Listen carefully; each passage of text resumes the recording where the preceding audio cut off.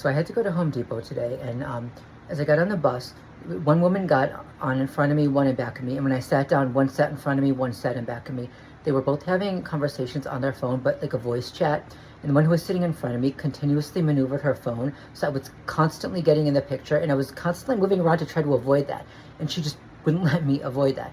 And then there was this guy sitting on the other end of the aisle, and he kept coughing under his breath, like you know how what they do when they want to get your attention, and like clearing his throat a little bit.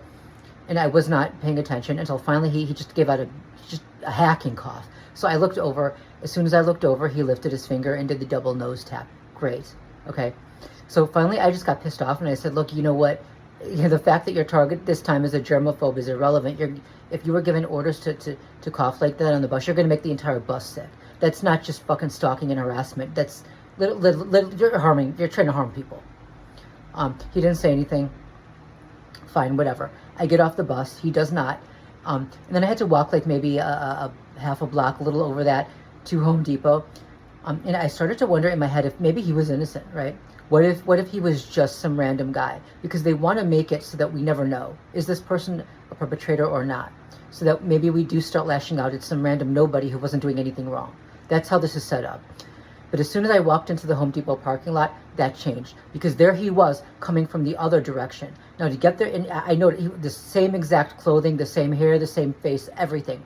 In order to get there that quickly, someone would have had to literally pick him up in a car. He would have had to get off at the next stop after me, because he didn't get off with me. And then someone would have had to pick him up in the car and drive in the other direction really quickly before I had time to walk there. There was no way he could have just done that. So yeah.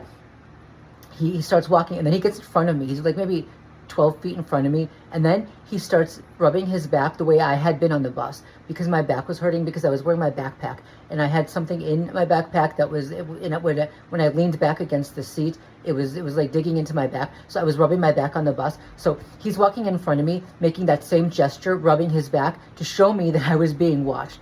And then he took his hand and made the same kind of flippy hand gesture that I do, mimicking me, okay?